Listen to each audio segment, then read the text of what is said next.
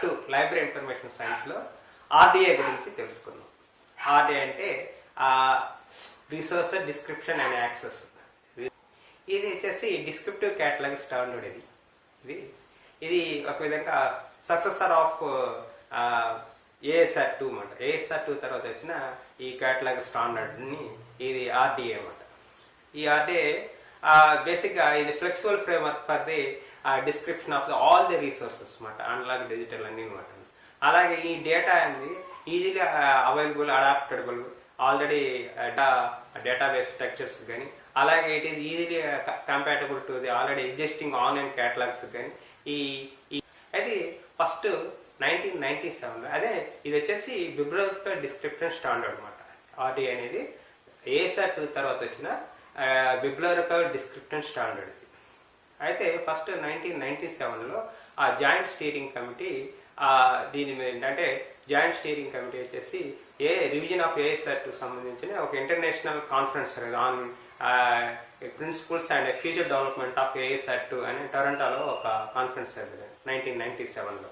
అంటే joint steering committee వాళ్ళు ఈ రివిజన్ చేయాలని ASR2లో కొత్తగా వచ్చిన వాటిని దానికి అడాప్ట్గా అవైలబిలిటీగా వాటి కంపాటబిలిటీగా ఉండే విధంగా రివిజన్ చేయడం కోసం ASR2ని రివిజన్ చేయడం కోసం టొరంటోలో ఒక international conference on the principles and future development of ASR2 అని జరిగింది.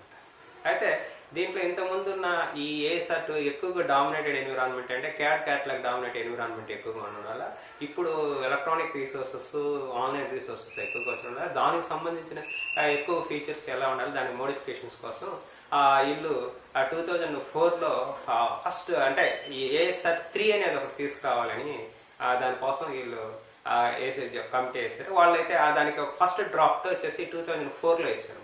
ఫస్ట్ డ్రాఫ్ట్ 2004లో ఇచ్చారు. ఆ ఫస్ట్ పార్ట్ ఇచ్చారన్నమాట దాంట్లో.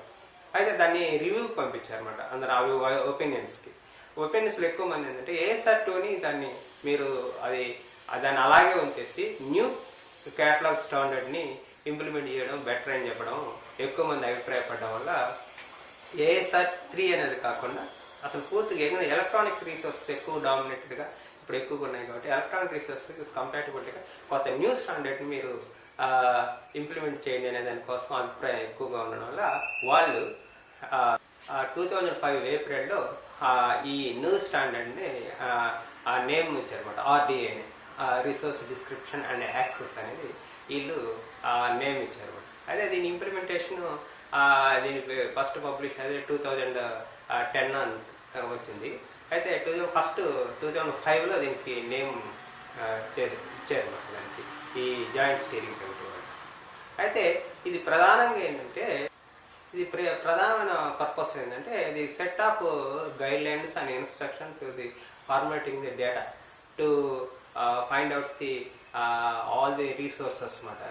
డిఫరెంట్ టైప్ ఆఫ్ రీసోర్సెస్ దానికి ఇది సపోర్టింగ్ అంటే బిబ్లియోగ్రాఫికల్ డిస్క్రిప్షన్ స్టాండర్డ్స్ ఇస్తుంది అనమాట. దీనికి అన్ని రకాల అంటే యూజర్ సపోర్ట్ అనమాట. దానికి వాళ్ళు ఫైండ్ చేయడం కానీ, ఐడెంటిఫై చేయడం కానీ, అప్టైన్ చేసుకోవడం కానీ, వాళ్ళకి సంబంధించిన కోసం ఈ యూజర్ కాస్ట్ని ఫుల్ఫిల్ చేయడం కోసం ఈ ప్రధానంగా ఉపయోగపడుతుంది అనమాట. ఈ ఆర్డిఏ బేసిక్గా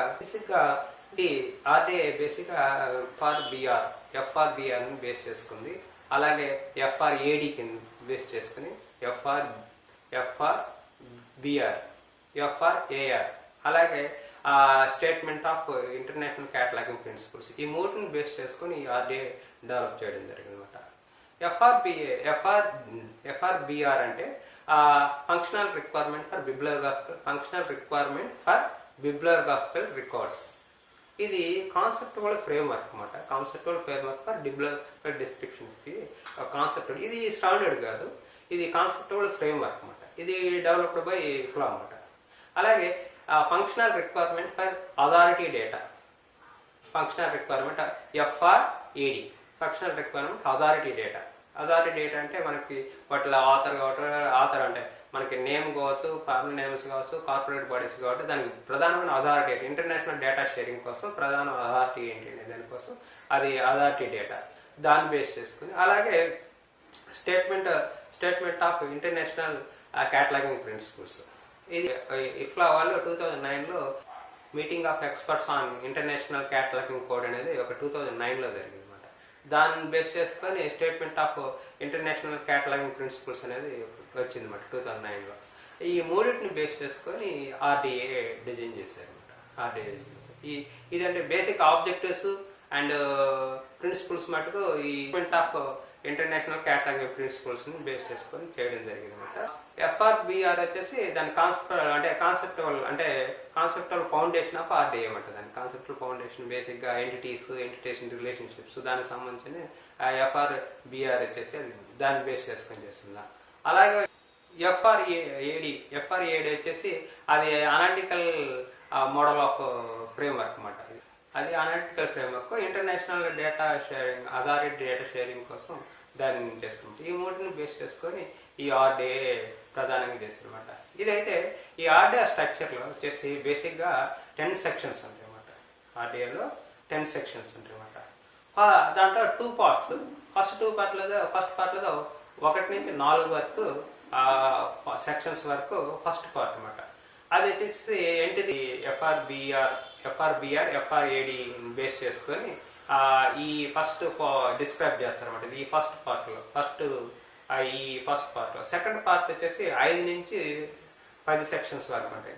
దాంట్లో వచ్చేసి వాటి సెక్షన్స్ మీద రిలేషన్షిప్స్ దానికి సంబంధించిన ఈ సెకండ్ పార్ట్లో ఉంటుంది అనమాట. అయితే దీంట్లో ఈ 10 సెక్షన్స్లో 37 చాప్టర్స్ ఉంటాయి. దాంట్లో 37 చాప్టర్స్ ఉంటాయి అన్నమాట. ఈ 10 చాప్టర్స్ ఒక్కో సెక్షన్స్ లో కొన్ని చాప్టర్స్ ఉన్నాయి. అవి మీరు డీటెయిల్గా వెళ్ళినప్పుడు దాంట్లో చూసుకోవచ్చు. ఫస్ట్ సెక్షన్ లో ఎన్ని చాప్టర్స్ ఉన్నాయి, సెకండ్ సెక్షన్ ఎన్ని చాప్టర్ ఉన్నాయి. టోటల్గా 37 చాప్టర్స్ ఉన్నాయి. అలాగే 12 అపెండిసెస్ ఉన్నాయి అన్నమాట. అబ్రివేషన్కి సంబంధించి డిఫరెంట్ వాటికి సంబంధించి 10 అపెండిసెస్. ఇంకా లాదరీ ఇండెక్స్ అనేది ఉంటుంది అన్నమాట. ఇది బేసిక్ స్ట్రక్చర్ ఆఫ్ ఆర్డిఏ అనమాట. అయితే ఇక్కడ మనం థియరీ గురించి తెలుసుకున్నాం. ఆర్డిఏ ఇంప్లిమెంటేషన్ మ్యాటర్ అంటే మన క్యాటలాగింగ్ థియరీ ఎలా ఉంటుందో ప్రాక్టీస్ ఎలా ఉంటుంది అంటే ఆర్డిఏ కూడా థియరీ అండ్ ప్రాక్టీస్. ఇక్కడ మనం బేసిక్గా ఎగ్జామ్ కోసం ఈ థియరీ కాన్సెప్ట్స్ ఏంటి, దాని బేసిక్ ఏంటి, అది ఏంటి అనే దాని గురించి తెలుసుకుంటాం. అయితే దాని ప్రాక్టికల్స్ మనం ఎలా ఎంటిటీస్ ప్రిపరేషన్ వాటికి సంబంధించాలి అనేది దాని ప్రాక్టికల్స్లో ఉంటాయి అన్నమాట. అది మీకు కావాలన్నప్పుడు ఆర్డిఏ గురించి చాలా డీటెయిల్స్ మనకు దొరుకుతాయి. మన ఎంట్రీస్ ఎలా మన బిబ్లియోగ్రఫిక్ డిస్క్రిప్షన్ ఎలా మనం రాయాలనేది దాని ప్రాక్టీస్లో దాన్ని మనం చూడొచ్చు అన్నమాట. దానికి సంబంధించి ఇక్కడ మనం ఏంటంటే దీని బేసిక్గా ఈ రిసోర్స్ డిస్క్రిప్షన్ యాక్సెస్ అనేది ఈ న్యూ స్టాండర్డ్ వచ్చేసి దాన్ని బేస్ చేసుకొని ఎలా బిబ్లియోగ్రఫీ ఎస్పెషల్లీ ఈ డిజిటల్ ఎన్విరాన్మెంట్కి సంబంధించిన ఇది మంచి కంపాటబుల్ కాబట్టి ఇది ఈ న్యూ స్టాండర్డ్ వచ్చిందన్నమాట. దీని ఇంప్లిమెంటేషన్ డిఫరెంట్ కంట్రీస్ వాళ్ళ లైబ్రరీస్లో కానీ not only libraries, museums, archives అన్నింటిలో కూడా ఈ ఆర్డిఏని ఇంప్లిమెంట్ చేస్తున్నారు అనమాట. ఇది ఈ ఆర్డిఏ గురించి ప్రధానమైనది. ఇది కొన్నిసార్లు దీని మీద క్వశ్చన్స్ వేస్తున్నాం. మన చాప్టర్స్ను మనం డీటెయిల్గా చూసుకోవాలి. ఒకసారి పోయి లోపల ఏ సెక్షన్లో ఎన్ని చాప్టర్స్ ఉన్నాయి వాటి సంబంధించి బేసిక్ 10 సెక్షన్స్ 13 చాప్టర్స్ అనమాట. ఇది బేస్ చేసుకుని కాన్సెప్ట్ బేస్ చేసుకున్న functional requirement of bibliographical records, functional requirement of authority data and statement of international cataloguing principles ఈ మూడుని బేస్ చేసుకొని ఈ ఆర్డిఏ మటుకు చేయడం జరిగింది అనమాట.